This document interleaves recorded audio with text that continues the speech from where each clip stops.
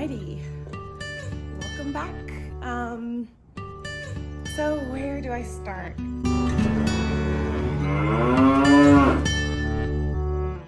Alrighty, so my endometriosis journey has been quite long, quite complicated, and believe it or not, it was something that I didn't expect.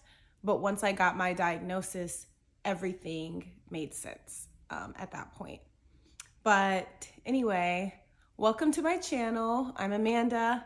Thank you for tuning in, and I'm hoping that maybe something I share about my endometriosis journey is helpful to ladies out there that might be dealing with similar problems, similar pains, symptoms, and just overall the wild goose chase of trying to figure out like what's wrong with you, what's wrong with your cycles. Because for me, it's kind of been a very, very long journey. And for the longest time, I didn't know anything was wrong with me.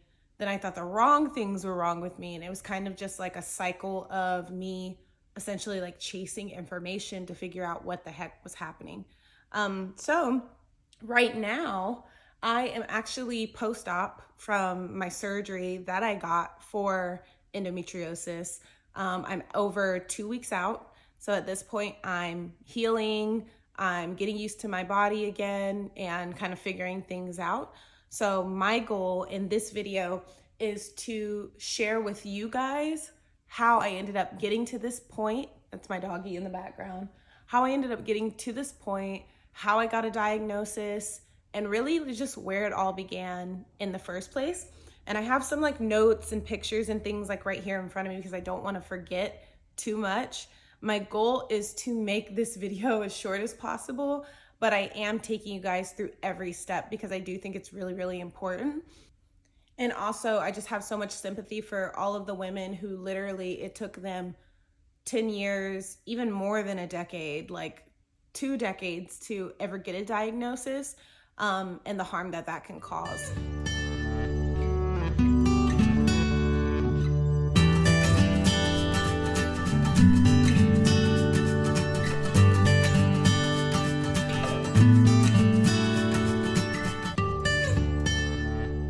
So I guess I should say, I mean, more than likely, if you looked up this topic and you're watching this video, you already know what endometriosis is. So not to be redundant, but it is basically an estrogen-driven chronic pain, chronic inflammation disease. It is a proper disease. It's a lifelong disease, and you can't necessarily get rid of it.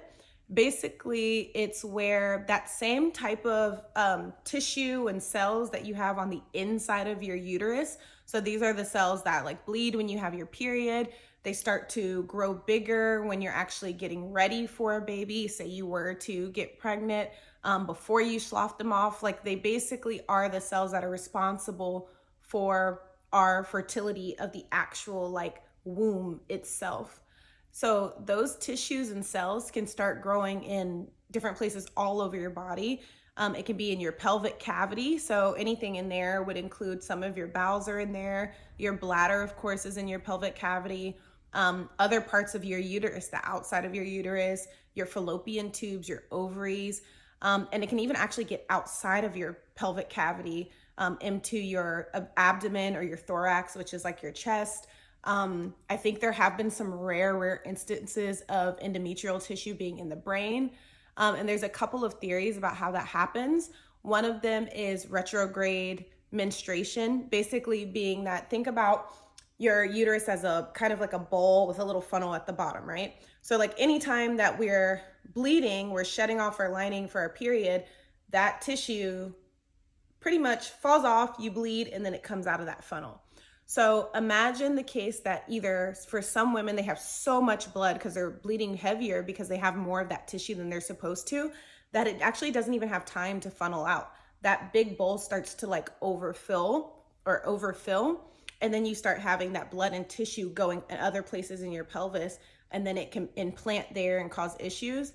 And then there might be some other theories about like maybe that tissue was actually displaced from the beginning. So like as you go through development, your cells essentially start to change and like become the cells that they are. Like basically your heart cells and your eye cells start from the same place, But then as you grow in the womb as an embryo, they start to change and actually do their special functions. So it could be a situation where maybe that tissue just changed either in the wrong way or whatever the case may be.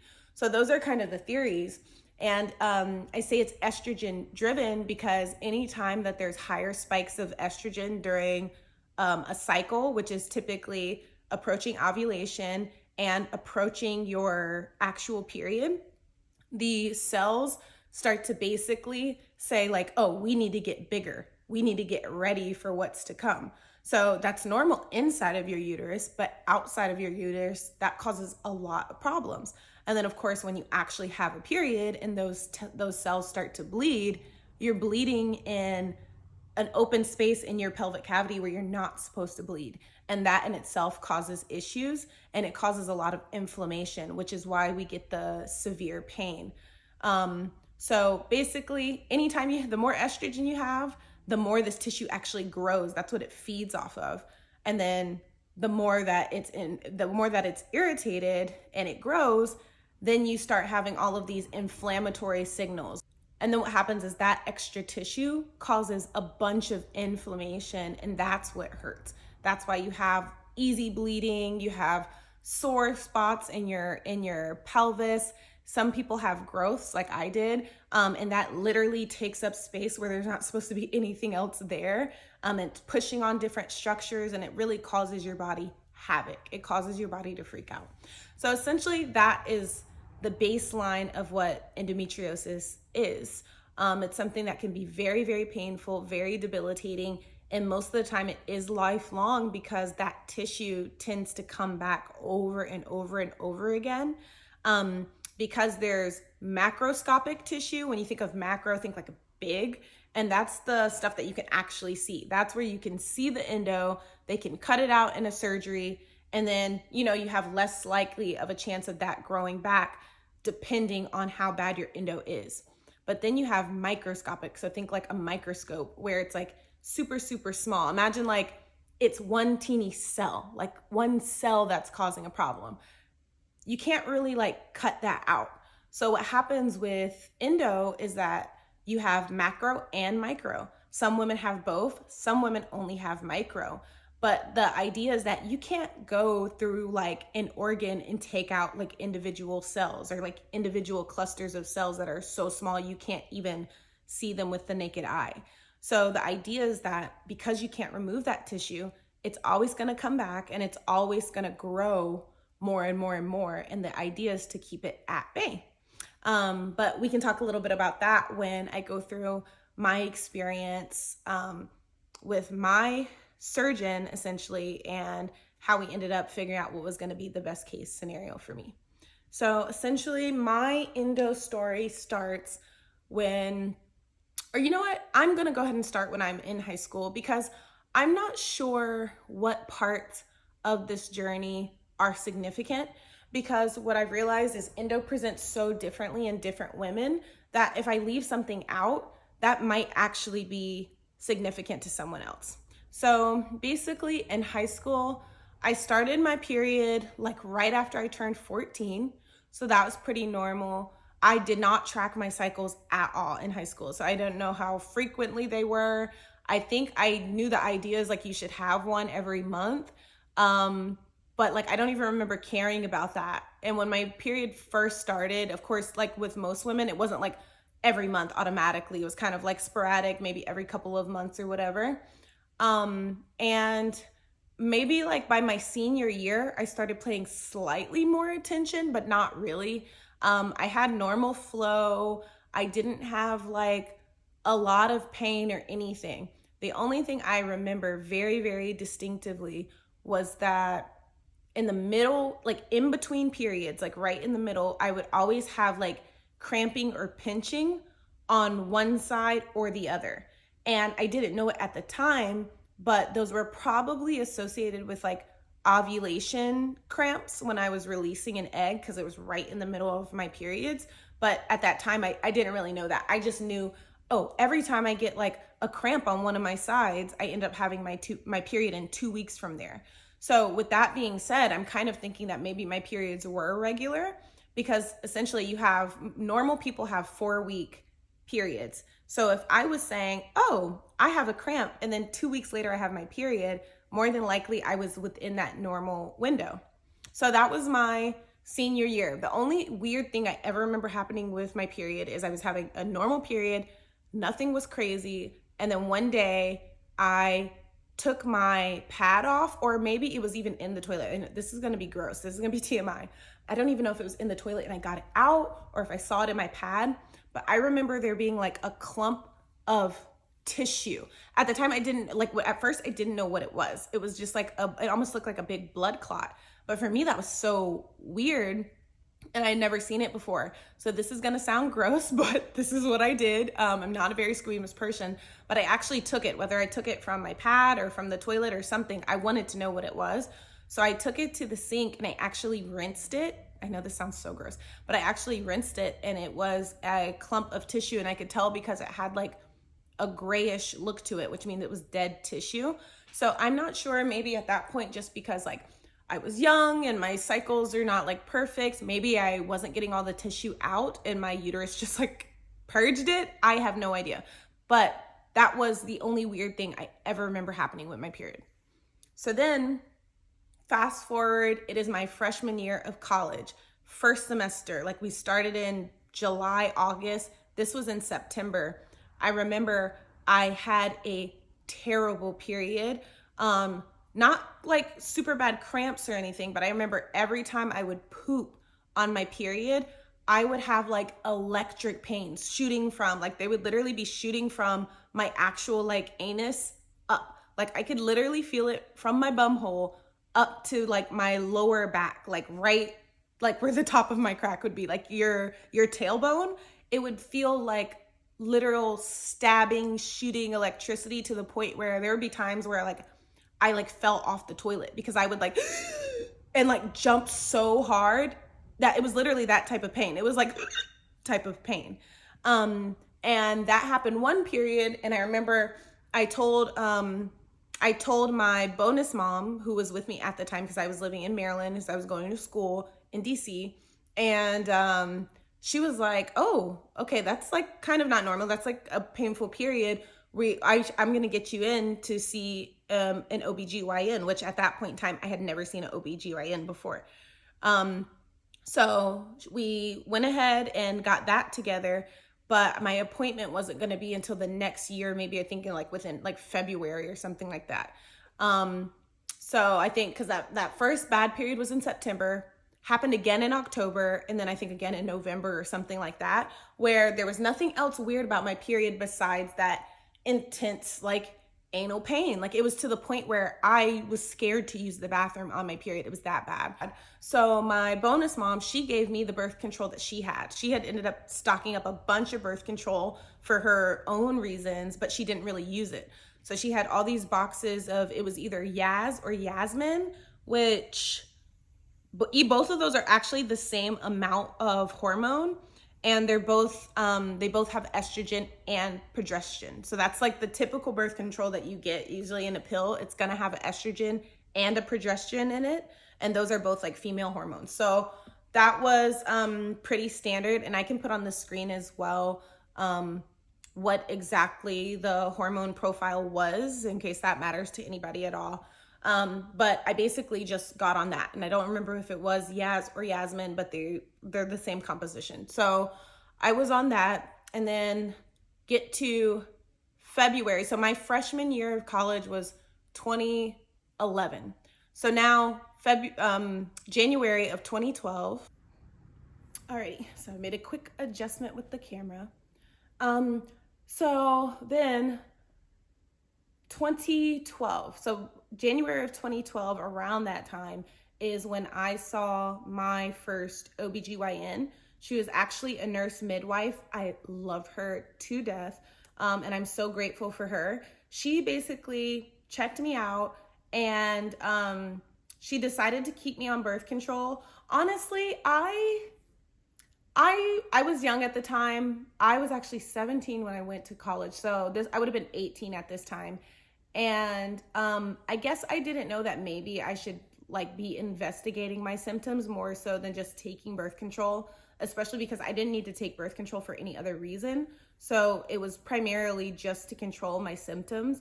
And at that point in time, I don't think it was something where I should have just gotten on birth control, but that was something that did help. Like in hindsight, I don't think that birth control was like the right way to necessarily go at the age of 18 and having like your first bad periods within that couple of months. But it is true that when I started taking the birth control my bonus mom gave me, I didn't have any issues. I wasn't skipping my periods. I was having I was taking the 28 pack and having a period or whatever it is, like take the 3 weeks and then have the period the 4th week, whatever. And I didn't have any problems. Like it really mediated the pain. So, I mean, it did work. But anyway, so when I saw my midwife, OBGYN, she checked me out and she prescribed me essentially, and I'll put it on the screen too. It has like 3 names at least that I've had it as, which is low overall, low ogestrel, and Cresel, which Cresel is like the actual brand name. But I'll put the information on there as well. So basically like January 2012 is when I started that birth control, and I started at the lowest dose possible. So that worked for me for like a year. Everything else was healthy. Of course, I didn't really get any blood tests. I didn't get any like imaging or, anything like that. It was just, I was so young that I just got on that birth control.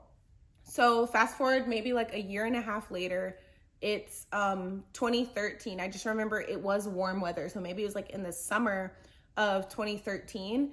And for the first time, I started actually having issues with my birth control. Not anything crazy. I always had like mood was fine. Pain was fine. Like body stuff was like, for the most part, completely normal. Didn't notice anything.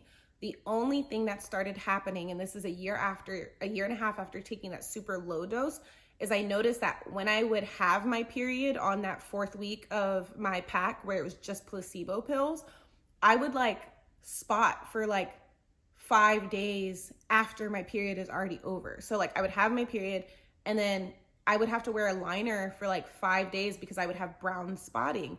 And after a couple of times of that happening, I reached out to my OBGYN and was like, hey, this is like uncomfortable because I'm having to wear panty liners and I'm like basically, spotting for a whole extra week. So she basically increased my dose to pretty much what is the normal dose. I don't even know if they have the lower dose for this combination of birth control because I didn't see it anywhere online. But then she bumped me to the normal dose that you see, which is the 0.3 milligrams of the progesterone part of the birth control and 0.03 milligrams of the estrogen part. And that's pretty much the usual combo that you see with birth control anyway. So I got on that. Everything was back to being perfect. I never had any issues. So that was 2013. I took this birth control from that until 2018.